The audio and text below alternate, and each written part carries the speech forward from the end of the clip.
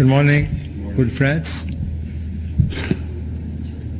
I seek your apology to permit me to speak first of all in French, and after I will answer your question if you have in English.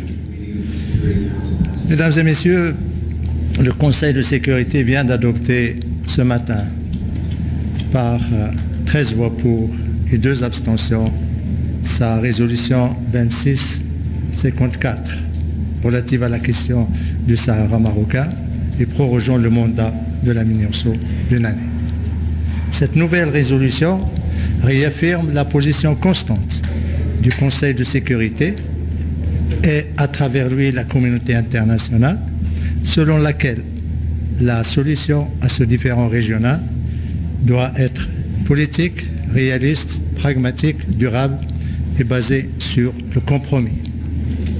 Cette corroboration de la position du Conseil de sécurité, qui ne souffre d'aucune ambiguïté, rejoint la conviction du secrétaire général des Nations Unies dans son dernier rapport au Conseil de sécurité en appelant à ce que le règlement de cette question se base sur les résolutions du Conseil de sécurité.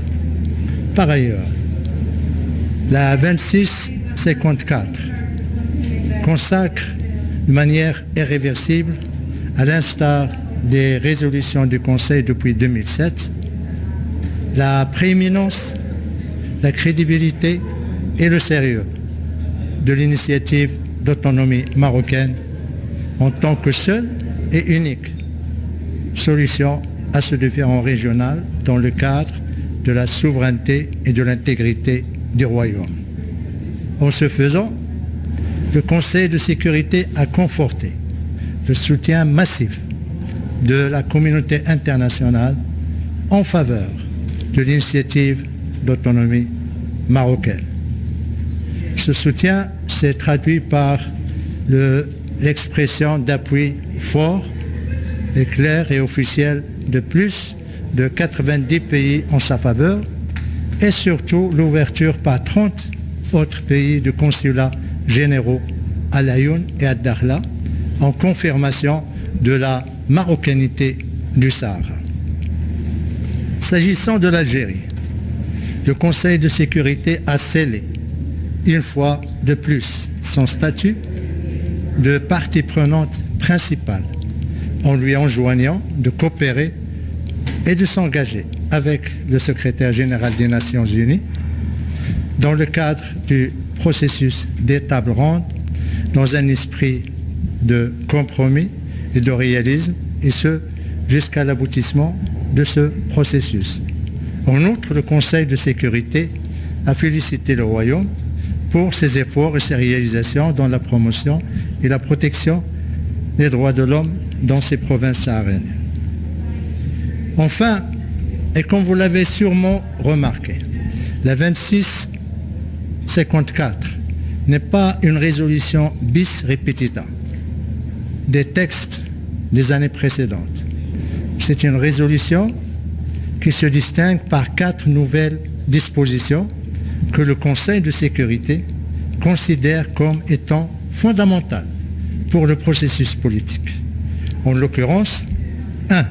Le Conseil de sécurité demande à l'Algérie en tant que partie prenante dans ce conflit de développer et d'exposer sa position sur la question du Sahara afin d'avancer vers la solution de ce problème.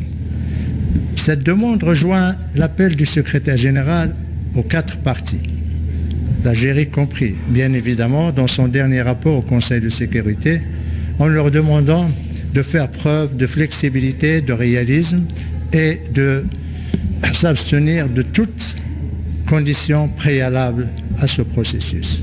2.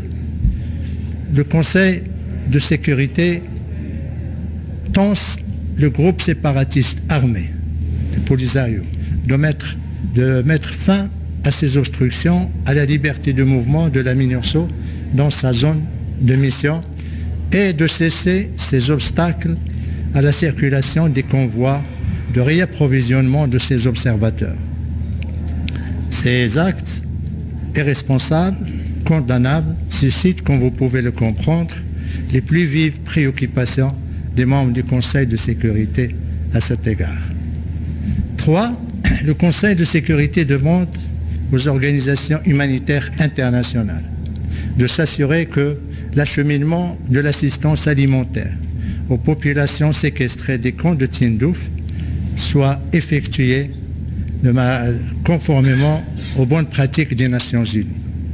En ce faisant, le Conseil de sécurité a estimé important d'insister sur cette exigence afin que cesse le détournement de l'assistance humanitaire par le groupe séparatiste armé le Polisario et le Croissant Rouge algérien.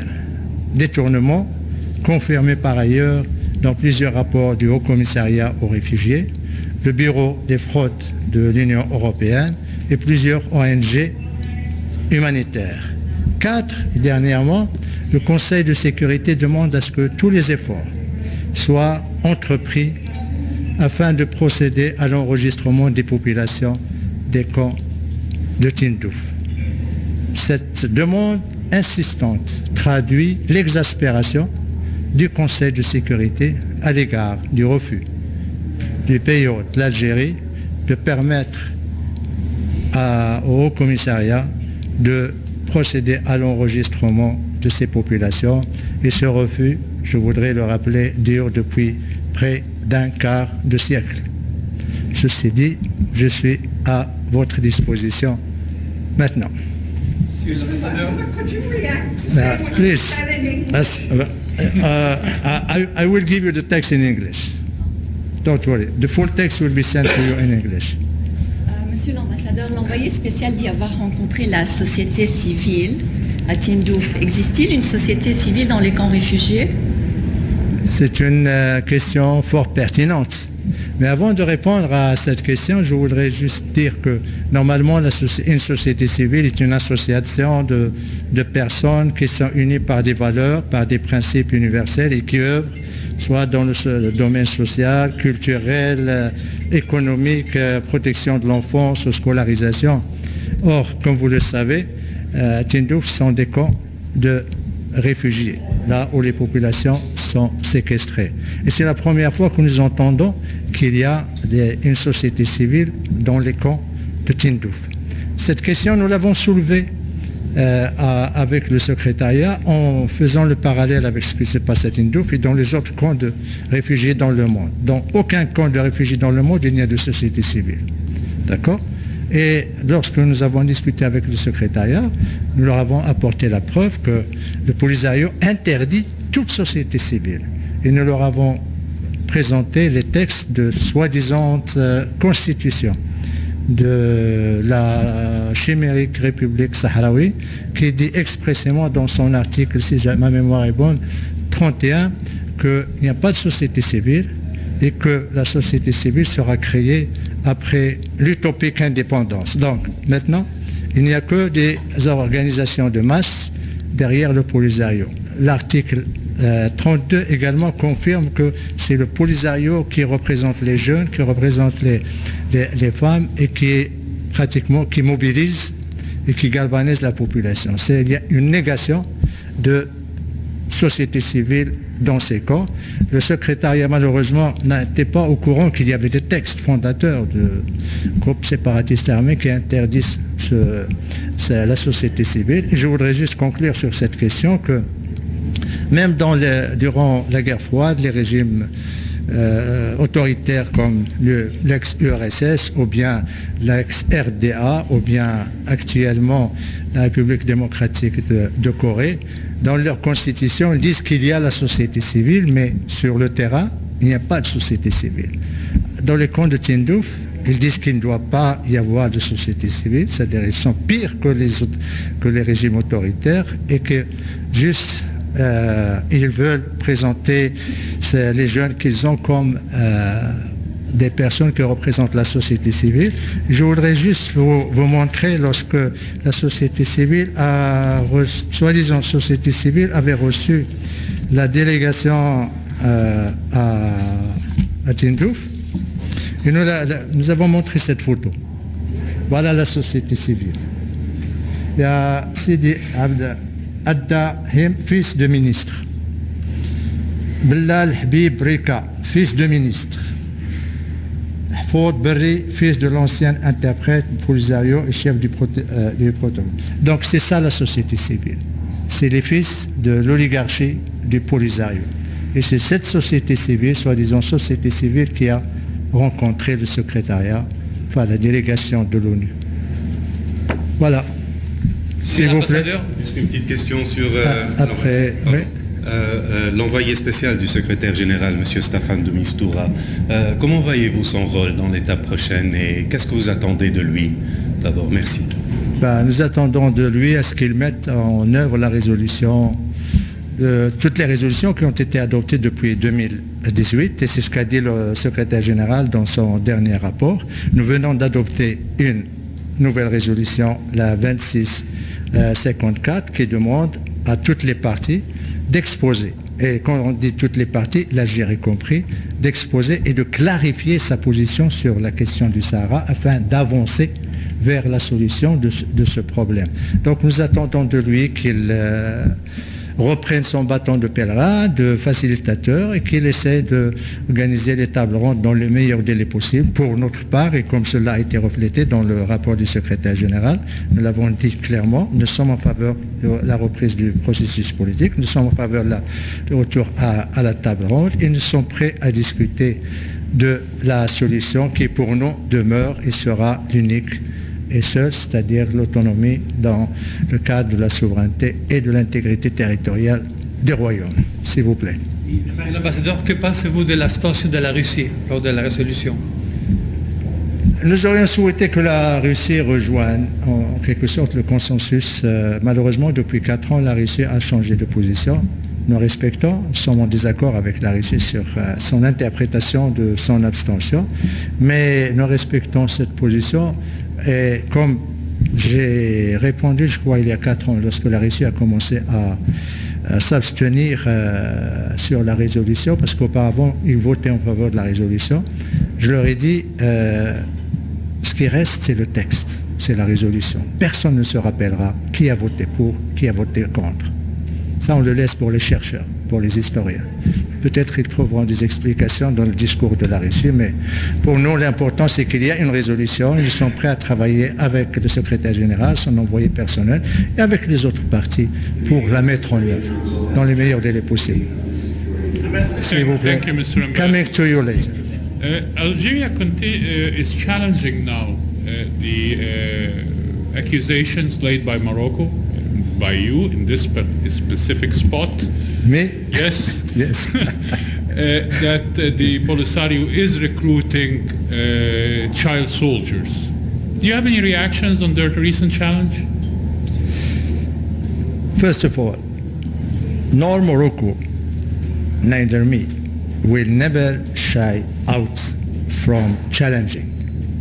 And my answer will be in 3 questions. That's my way to challenge also. First of all, Algeria didn't challenge the veracity and the authenticity of the photos we show of recruitment and training, military training of children. And I remember I have shown these photos, and Algeria abstained of contesting or claiming that they are fake. You see, these photos have been presented last year, and Algeria didn't say anything. The flag of Polisario is here. This young boy had a rifle. The flag is of the Polisario. So Algeria didn't challenge these photos because they did it once and they failed, because when we showed the photo of one so-called militant of human rights with the Kalashnikov and the military tenure, they said that it was faked, but unfortunately the special rapporteur on human rights defenders said this photo is authentic and this Kalashnikov is authentic. And the situation here, and you can see the flag of Polisario and the soldiers are authentic. And so based on that, they decide to withdraw the name of this person from the list to be defended by the United Nations High Commission of Human Rights. That's my first reaction. Second answer, second question, if they believe that there is no recruitment, it's very easy. They just have to invite Mrs. Gamba, Virginia Gamba, the personal representative of the Secretary General on Children and Armed Conflict, to visit the camps, but in condition to let her speaking with children and with their parents, without the presence of any Polisario. Third question to Algeria, they have just to tell us how many children are in the camps, how many schools are in the camps. The world should know, and this will not be possible without a real registration and real census by the HCR. This is my way of challenging the challenger. May I have a follow-up? Well, please. Yes, my good friend from South Africa. Hi, Ambassador. Thank you. Yes, welcome. Can you come a little closer with the mic? Your response and reaction to the Kenyan ambassador's statement in the council a short time ago. Ambassador Kimani said the following: unfortunately, progress has been limited. This resolution continues a gradual but noticeable shift away from the mandate and will not assist the parties to achieve a just, lasting and mutually acceptable political solution. He raises concern that we're moving further away from the self-determination of the Sahrawi in Western Sahara and a referendum. Ambassador, what's your response to Kenya? I don't want to go in any polemic with my dear colleague Martin. All I say is that what the history will remind is the text. And this text is not different of the previous text that he voted in favor last year. So I let him with his explanation. We took notes, but the important is that everybody is happy with that, with this text, and we will work on this new resolution. Yes, David, please. Thank you. How is this resolution going to lead to progress when there really has been no substantive progress in decades in solving the issue of Western Sahara? I understand your impatience and your need for progress, and we share your concern and we share your expectations. But I just want to remind you that there was progress under the facilitation of former President Horst Kohler. We had two very fruitful and positive and substantial roundtables. Why we had that? Because Algeria was around the table, but because we had very deep discussion on the autonomy, on the guarantees, on the need for Polisario to disarm and to accept the autonomy, and also on the elections, everything. We discussed all this. Unfortunately, he was obliged to quit because of personal reason and his health. Now we have full confidence in Mr. de Mistura leadership. He has the expertise, he has the experience of so many conflicts, more complex than ours, Afghanistan, Rwanda, Syria, and he benefited of the confidence of the Secretary General and the members of the Security Council. Everybody here and during the consultations, private consultation, expressed support to him and calling him to go forward and to start organizing the meetings. We hope that he will succeed in calling for another round table, and they will conclude on this. Why there is no progress? It's because the main party, Algeria, refused to go back to. We lost 1 year since Mr. de Mistura was appointed. And since 1 year, Mr. de Mistura was discussing and visiting Algiers twice, but they were saying no, we are not going back to the round tables, and he cannot, of course, oblige them, but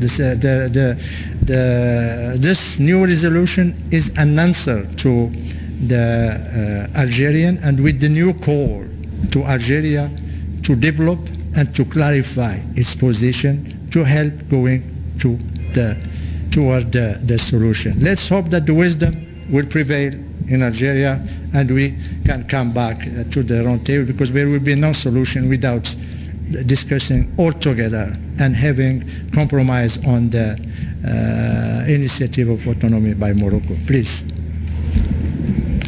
شكرا. قائمة الدول التي تدعم جبهة البوليزاريو في حق تقرير مصيرها طويلة وعريضة من أمريكا الجنوبية إلى إفريقيا، حتى أن جبهة البوليزاريو عضو مؤسس في الاتحاد الإفريقي مثل العديد من الدول. الآن السؤال: لماذا في كل خطاباتكم وتدخلاتكم تتهمون الجزائر، حتى أنه اليوم في مداخلتكم ذكرتم الجزائر أكثر من ذكر جبهة البوليزاريو التي هي الطرف الآخر الأساسي؟ لماذا تخصيص اتهامات الجزائر؟ شكرا. ممكن تتفضل تذكر اسمك وتمثل أي جهة؟ أريد مشاهدة سكاي نيوز عربية. سكاي نيوز عربية. سكاي نيوز عربية تتكلم باسم الجزائر، تدافع عن الجزائر الآن. هذا لا، ولكن أنت تمثل. لا، عندك الحق. أخلاقيا أسأل أي سؤال. أخلاقيا سكاي نيوز هي التي تؤدي لك ثمن، هي التي تؤدي العموم. أنا سوف أجاوبك. لماذا تكلمت عن الجزائر؟ لأن الجزائر هي الدولة الوحيدة التي خلقت البوليزاريو وسلحته ودعمته دبلوماسيا، وهي التي غير هذه السنة يعني خصصت 6 ملايين دولار لللوبينج من أجل البوليزاريو. من أين تأتي شردمة البوليزاريو بأسلحتها؟ من تندوف.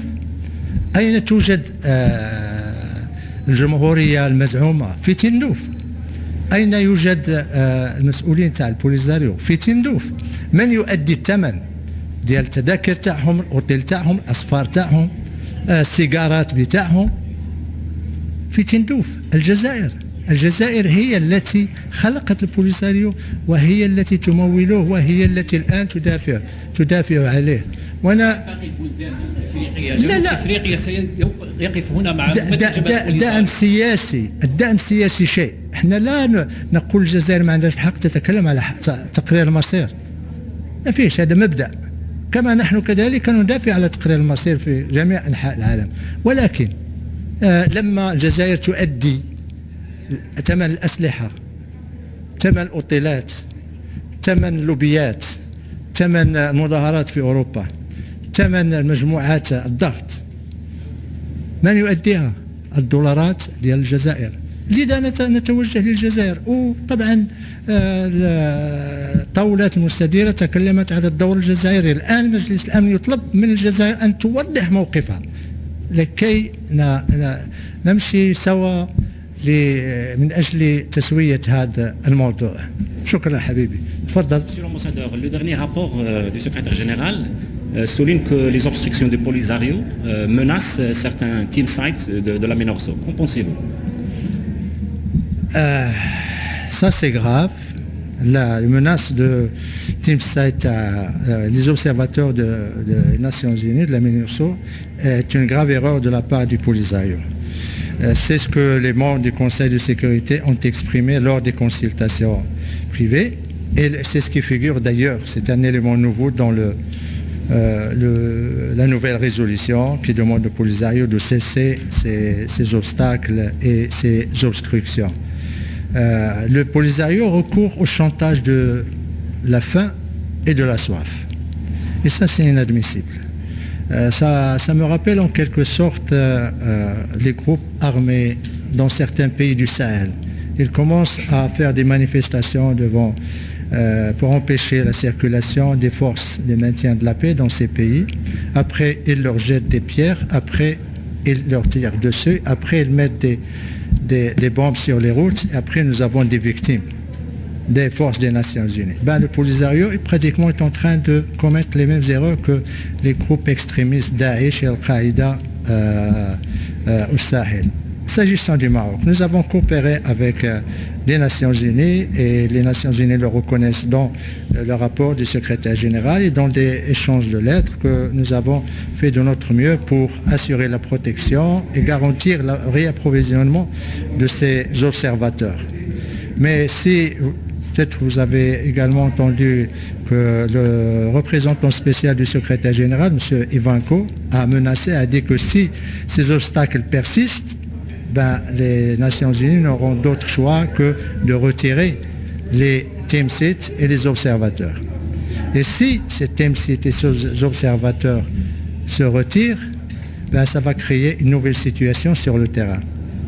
Dans ce cas-là, le Royaume du Maroc serait en droit de revenir à la situation hantée, juridiquement et spatiale sur le terrain.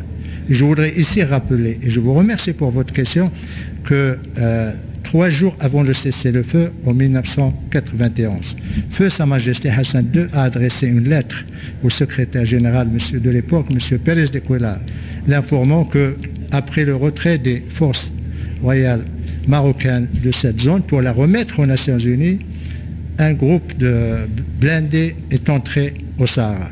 Il lui a signalé cette intrusion, lui a demandé de tout faire pour qu'il se retire, et en responsabilisant les Nations Unies. Le Maroc n'a pas voulu, à ce moment-là, créer problème à cause des échéances qui allaient venir, et surtout dans un geste de bonne volonté. Si maintenant les Nations Unies se retirent, le Maroc serait en droit de reprendre les terres, ou plutôt la partie du Sahara qui a été remise à la MINURSO. Et à ce moment-là, ça créerait une nouvelle situation. De toutes les façons, nous espérons que la sagesse là également l'emporterait, que la résolution du Conseil de sécurité convaincrait le Polisario et l'Algérie pour que la MINURSO ne fasse plus l'objet de tel chantage de la part de ce corpuscule. S'il vous plaît. Abdoulaye Messi, journaliste accrédité au sein de l'ONU. Monsieur l'ambassadeur, j'ai 2 questions. La première, le Polisario a annoncé qu'elle disposait de drones qu'elle comptait utiliser. Quelle est votre réaction? La deuxième... Je réponds comme ça reste clair. S'agissant de l'annonce par le Polisario qu'il dispose de drones. C'est un développement gravissime. J'espère que c'est juste la propagande, la désinformation, comme nous en avons l'habitude de ce côté de Tindouf. Mais si cela s'avère vrai, je crois qu'il y a 3 explications à donner, ou bien ça signifie qu'il y a des développements à 3 niveaux. Il y a une explication sur le plan géopolitique. Si cela s'avère vrai, ça veut dire que nous avions raison depuis 2 ans en alertant que l'Iran et le Hezbollah sont en train de s'infiltrer à Tindouf et en Afrique du Nord. Ils sont maintenant passés pratiquement de la formation à l'équipement de Polisario avec des drones. Et ça, c'est très grave. Cela nous donne raison et j'espère que le monde entier sache qu'après avoir déstabilisé le Yémen, la Syrie, l'Irak, ils sont en train de déstabiliser notre région. Et ça serait gravissime, pas seulement pour le Maroc, mais pour l'ensemble des pays de la région. Deuxième explication, deuxième réaction, c'est que ça va être un game changer sur le plan militaire, et le Maroc réagira en conséquence. Ils savent que lorsque le Maroc décide de réagir, il réagit de manière appropriée. Je ne veux pas développer sur ça, je laisse ça aux autorités militaires de mon pays. Troisièmement, ça pose un problème moral. Parce qu'au moment où, dans la résolution, on demande aux organisations internationales d'augmenter leur contribution. Au moment où le représentant des Nations Unies à Alger parle de risque de famine, au moment où le Polisario se plaint qu'il y a malnutrition, qu'il y a d'hystérie, qu'il n'y a plus de stylos, ni de feuilles, ni d'ardoises pour les études, il se targue d'avoir des des drones qu'ils peuvent utiliser. Et prévoyant pareille question, je voudrais juste ici montrer le drone dont il parle. J'espère que c'est le bas de gamme des drones iraniens qui coûtent entre 20 000 et 22 000 dollars. Ces drones, voilà qu'est-ce que ça peut nourrir. Acheter un drone, c'est pratiquement l'égal des rations alimentaires pour 300 personnes pendant une année. Voilà le coût d'un drone. La communauté internationale doit choisir. Là, le coût d'un drone, c'est également des services médicaux pour 500 personnes pendant un an. Le coût d'un drone, c'est la scolarisation annuelle pour 120 enfants. D'un côté, il y a ceux qui disent qu'il y a famine, qu'il y a d'hystérie, qu'il y a malnutrition, et de l'autre côté, il y a ceux qui se targuent de disposer et de posséder des drones. Là, qu'ils nous disent que ce n'est pas vrai. Voilà. S'il vous plaît. Merci, Monsieur l'Ambassadeur, pour ce point de presse. Sa Majesté Mohammed VI, le roi Mohammed VI, a déclaré le 20 août 2022 que dorénavant, le Maroc considérer son environnement international à partir du prisme du Sahara. D'après vous, quelle est la signification de ce message? Ensuite, est-ce que vous pensez qu'à la lumière de ce message, certains pays en Europe, de l'Union européenne, vont reconsidérer leur dossier et appuyer la proposition marocaine concernant l'autonomie du Sahara? Merci pour votre question. Je crois que Sa Majesté le Roi a été très clair. Les relations du Maroc, du Royaume avec les autres pays se mesurent maintenant à l'aune de leur positionnement au sujet de la question du Sahara marocain. Tout simplement parce qu'il n'y a pas le Maroc et le Sahara marocain. Il n'y a qu'un seul royaume avec son Sahara compris. Et ce qui touche l'Aïoun ou Dakhla touche également Rabat, Marrakech, Fès ou Tanger. Donc il n'y a pas de séparation. Tous ceux qui, comme l'a dit d'ailleurs mon ministre juste la semaine dernière, ceux qui laissent leur capitale, leur pays adopter des positions hostiles, agressives à l'égard du Maroc, mais en même temps ils viennent faire des affaires au Maroc. Ce temps a changé. Le Maroc a changé. Et la communauté internationale et tous ceux qui veulent avoir de bonnes relations avec le Royaume du Maroc, ils doivent prendre en considération ses intérêts supérieurs. Et la cause du Sahara est au top des intérêts supérieurs du Royaume. Vous avez parlé des pays européens. Il y a déjà 11 pays européens qui se sont exprimés ouvertement, fort et franchement en faveur de l'autonomie en tant que base et en tant que solution à ce différend. Nous comprenons que cela provoque l'ire de l'Algérie, mais nous n'y pouvons rien. Maintenant, les pays sont à la recherche de solutions réalistes, comme le demande la résolution du Conseil de sécurité, solutions pragmatiques, solutions basées sur le compromis et qui soient mutuellement acceptables. Et c'est ce que nous cherchons, c'est ce sur lequel nous allons travailler ensemble avec M. de Mistura et les autres partis, mais également avec l'appui de la communauté internationale. Il y a maintenant une sorte d'alliance internationale en faveur de l'autonomie. Il va en grandissant, aussi bien dans les capitales que dans les consulats qui sont ouverts à Dakhla et à Laayoune. Je vous remercie, s'il vous plaît. Since his appointment, Mr. de Mistura hasn't been to the territories 1 year ago. Does he have to fulfill any conditions to visit the Western Sahara? We told him that he is free to come. He will be welcome to come to the Sahara. Even last time when he visited Morocco, I think on July, we told him he's welcome to the Sahara and anytime, no problem. Please, the second question you wanted to raise. Le rapport du secrétaire général mentionne certaines allégations au sujet des détenus de Gdimizik. C'est une question qui n'est pas récente, évidemment. Que vous avez à dire pour ce sujet-là? C'est vrai, une fois de plus, tous ceux qui sont payés par l'Algérie, tous ceux que l'Algérie abrite dans les camps de Tindouf ou dans la capitale, Alger, dans les hôtels algérois, de temps en temps fomentent des campagnes de désinformation au sujet de prisonniers de Gdemzik. Les prisonniers de Gdemzik, tout d'abord, sont des prisonniers des personnes qui ont commis des actes barbares à l'égard des forces de l'ordre. Il y a eu 11 morts, 11 victimes, shuhada. Il y avait 158 blessés, dont certains traînent encore des incapacités à vie. Ces prisonniers ont eu un procès équitable, transparent, clair, en présence des observateurs internationaux et locaux et en présence de leurs avocats. Ces prisonniers sont traités comme n'importe quel, le reste de la population carcérale au Maroc. Ils bénéficient des soins de santé, bénéficient de pouvoir étudier. Ils ont la télévision, ils ont le téléphone fixe, ils ont droit aux visites familiales.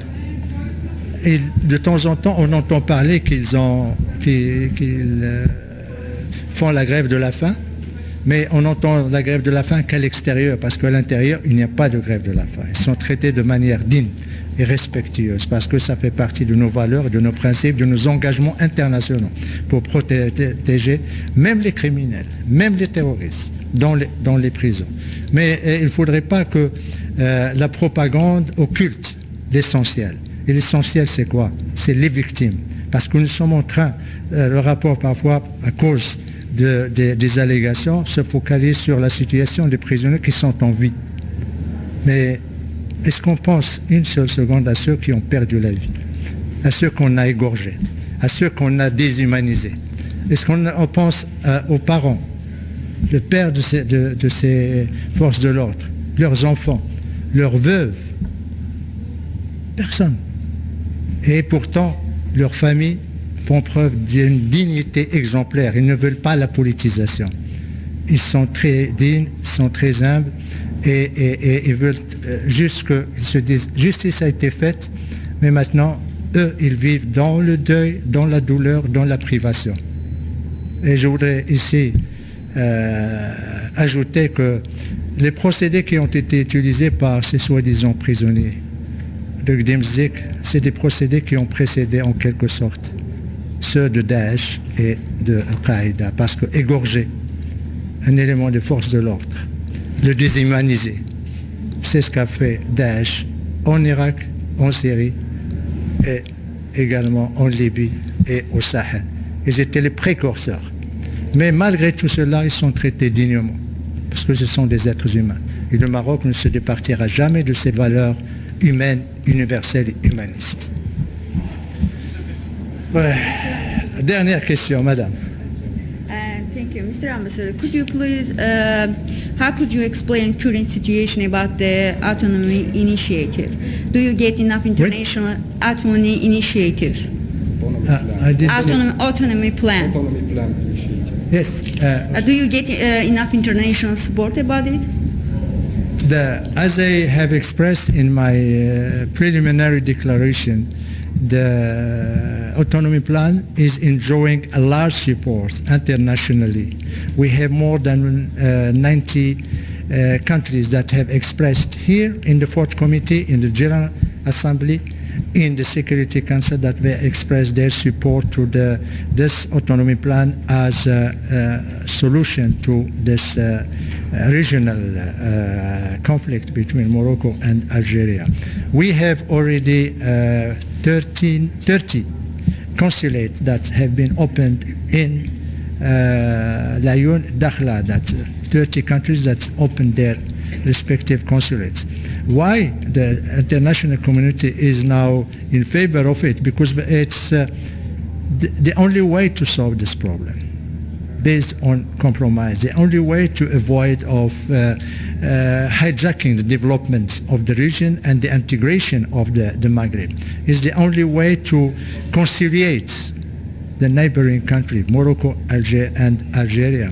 And also because the autonomy plan, we should never forget that, have been able to solve many conflicts all around the world.